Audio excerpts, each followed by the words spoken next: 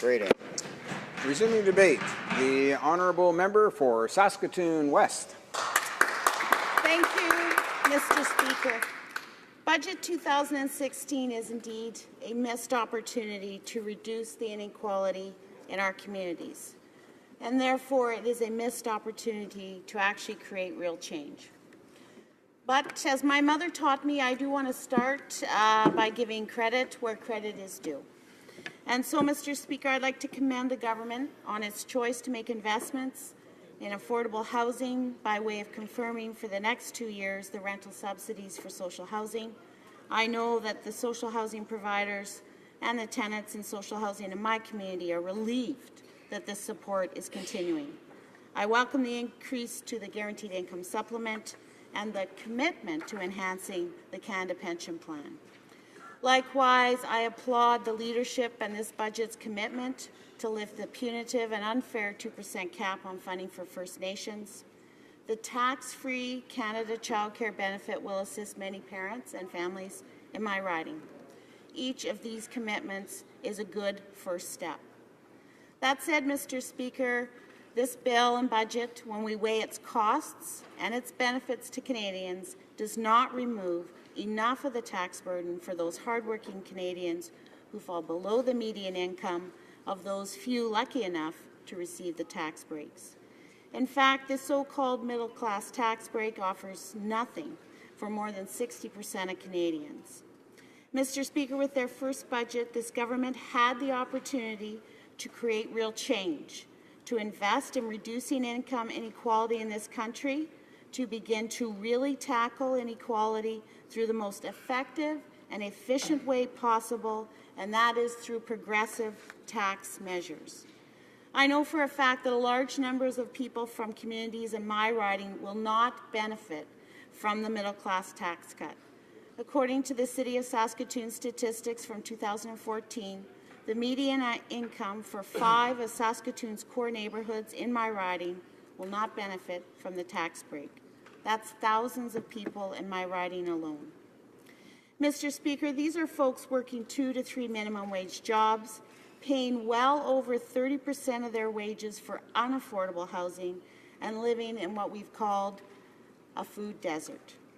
If they are fortunate enough to have money left over after paying rent, the cost of healthy food is often out of reach. Research done in my community saw an increase in the number of women, mothers, going hungry in order to afford to provide food for their children. Put simply, good, healthy food is unaffordable. Mr. Speaker, a tax break for those doing well will do nothing, absolutely nothing for these people. Likewise, this budget does nothing for those who can't find affordable childcare, especially those looking to re-enter the workforce, to get training, to upgrade their skills, and to become employable. Mr. Speaker, many in my riding are young people with young children, and they have dreams and aspirations.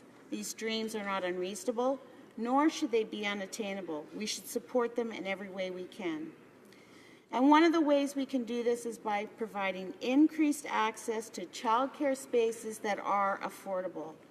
Right now in my riding, you pay almost as much for a single child in childcare as you will for your rent. And that's, of course, if you can actually find a space. Where is the incentive to work or go to school in that kind of situation? Simply put, a lack of affordable childcare spaces is a huge barrier to young parents being able to realize their dreams. It is, in fact, a deterrent. It inhibits the economic growth by reducing productivity, and we must remove this barrier. A government that is committed to women's equality can pave the way to realizing that equality by implementing a national, universal, affordable childcare program. There is no mention of childcare in this budget. Mr. Speaker, this budget has been called a betrayal of small business by none other than the Canadian Federation of Independent Businesses. Canada's #1 job creator is small business, and small business is a hugely important source of employment in my riding. In a city where there is limited primary industry, we survive on the strength of our secondary industries and small businesses. Small business is central to the economic well-being in Saskatoon, especially, of course, during a downturn in the resource sector. As a matter of fact, one of my campaign volunteers, a bright young woman and mother, started her own business while I was on the campaign trail. After spending her formative years in too many foster homes to count, Rachel is working harder than I have ever seen to make it, and she is. But where is the help? Where is the support for people like Rachel? This budget also disappoints in another way. It provides no assistance at all for those in need of prescription drugs or home care. Right now, I have a veteran living in my riding who has to choose between rent, food, and the charge for essential drugs that he needs. He pays his rent, which takes up to 85% of his pension, and uses the rest to pay for necessary prescription drugs.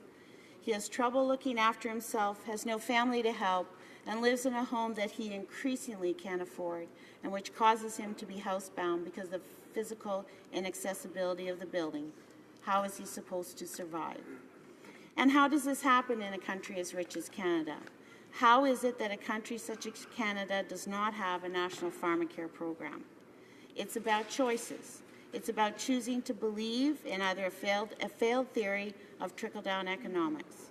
Mr. Speaker, the government's thinking in this budget seems to be if they give tax breaks to those who don't need it, eventually, and somehow miraculously, people living in poverty will somehow be lifted out of poverty. That is wishful thinking and proven time and again to fail in practice. It is anything but real change. It is pretty much same old, same old. Moreover, if that kind of thinking worked in practice, we would have eliminated poverty a long time ago. Mr. Speaker, that trickle won't get anywhere near being helpful for the poor because this budget and bill also does nothing to rein in the super rich who are hiding hundreds of millions of tax dollars in overseas accounts. People making $45,000 or less a year won't get a tax break, but the rich and profitable get a chance to avoid paying taxes altogether. That's plain wrong. It's unfair. It costs us Canadians dearly, not only in the millions of foregone tax revenue, but it also impedes our ability to make real change right now in 2016. What makes the rich and the large profitable corporations better than those working long hours at 2 minimum wage jobs just to get by? Why do they not have to pay their fair share? Why are they getting better and special treatment for their income? Mr. Speaker, budgets are about choices, and choices that say this is what is most important. Budget 2016 and the implementation bill chooses tax havens for millionaire CEOs and giveaways, often to foreign-based corporations that take economic wealth from our country and profit off our public resources, all the while being carried on the backs and taxes of hardworking Canadians, the people that live and work and go to school despite all the barriers in my community. That's unacceptable. It's a long way off from real change. Real change doesn't make First Nations children wait for equality.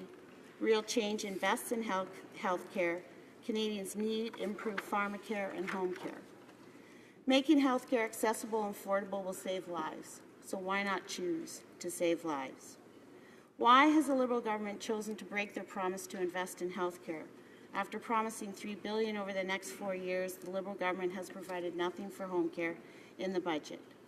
Real change doesn't continue to raid the EI fund of almost $7 billion over the next 3 years. People need those dollars now. It's their money. Mr. Speaker, in my riding, we have lots of talented, hardworking Canadians who are unemployed thanks to an economic downturn in the region. Real change is using EI money for what it was intended, to help unemployed workers. Mr. Speaker, people are working harder than ever but can't get ahead. As my colleague mentioned, the recent Stats Can report demonstrates that income mobility is not happening. The rich are staying rich at the same rate as the poor are staying poor. Over the past 30 years, hardworking Canadians have helped grow our economy by 50%. But those same hardworking people have seen wages stagnate and retirement security vanish. Budget 2016 makes some changes, but not real changes. It merely tinkers when there was so much potential to have made bold, important investments, the choices that bring real change, like equality for women and more fairness and equity for everyday Canadians. Unfortunately for them, Mr. Speaker, Budget 2016 is many deficits away from real change. Thank you.